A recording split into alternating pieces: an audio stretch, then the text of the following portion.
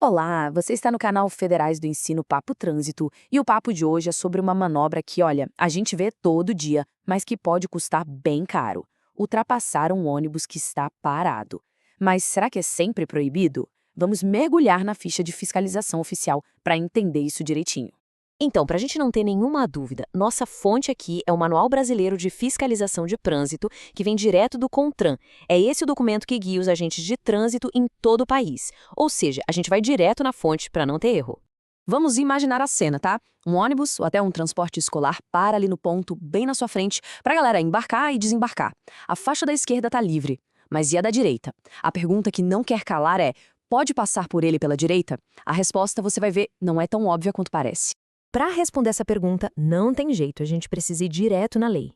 E quem cuida desse assunto é o artigo 200 do Código de Trânsito Brasileiro. É ele que define essa infração. E olha só o que a lei descreve como infração, exatamente com essas palavras: realizar a manobra de ultrapassar pela direita quando veículos de transporte coletivo ou de escolares estiverem parado para embarque ou desembarque de passageiros. Repara bem que o texto é super específico sobre o tipo de veículo e o que ele está fazendo.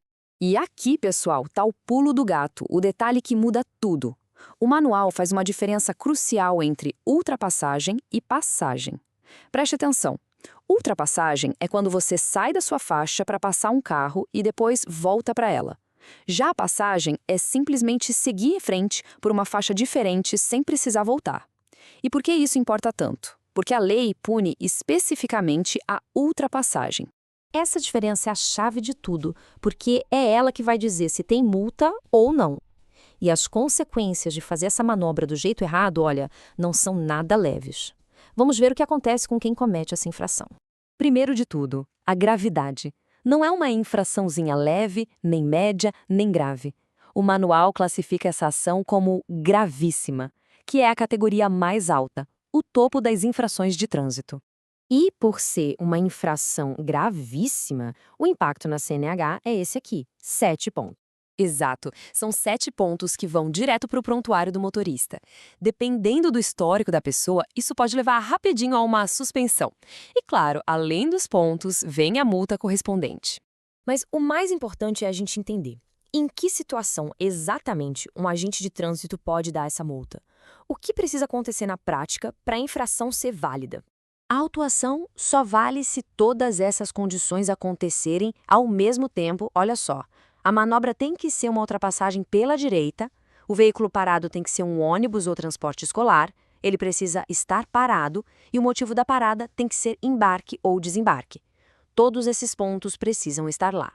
Só que, como em muitas regras de trânsito, existe uma exceção muito importante.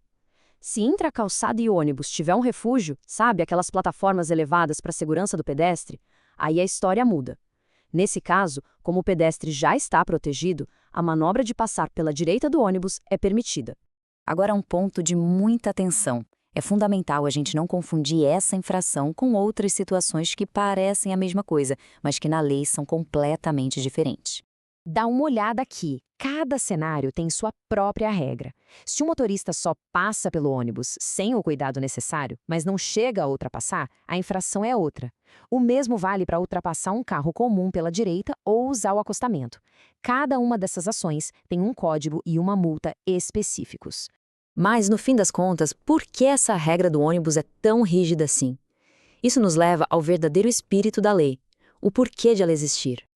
No fundo, não é só para evitar uma multa. O propósito real da lei, como a gente vê nesse trecho do artigo 31, é a proteção.